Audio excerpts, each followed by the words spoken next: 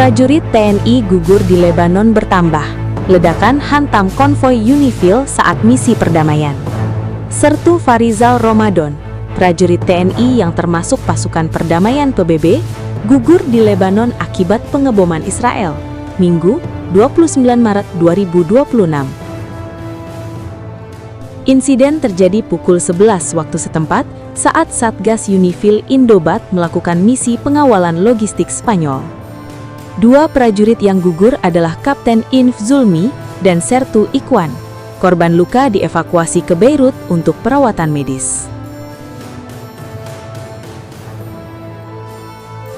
Duka kembali menyelimuti Tentara Nasional Indonesia (TNI) setelah sejumlah prajuritnya gugur saat menjalankan misi perdamaian PBB atau UNIFIL di Lebanon.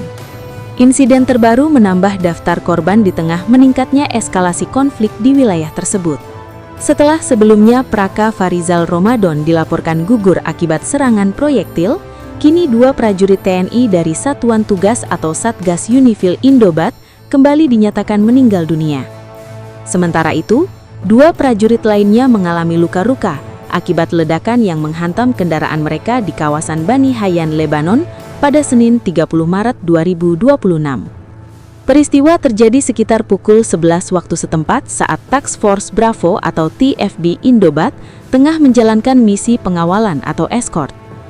Saat itu, dua kendaraan taktis TNI mengawal unit logistik milik Spanyol, Combat Support Service Unit atau CSSU, dalam konvoi berjumlah 6 kendaraan dari markas Sektor Timur atau UNP 72 menuju markas Indobat atau UNP 71 untuk keperluan resupply sekaligus pengantaran peti jenazah. Namun nahas, ketika konvoi hendak berbelok di wilayah Bani Hayyan, sebuah ledakan tiba-tiba menghantam kendaraan pertama atau RAN 1 milik Indonesia. Ledakan tersebut menyebabkan 4 prajurit yang berada di dalam kendaraan menjadi korban. 2 prajurit dinyatakan gugur di lokasi, yakni Kapten Inf Zulmi, Grup 2 Kopassus, yang menjabat sebagai Komandan Kompi B, serta Sertu Ikwan dari Kesdam 9 Udayana.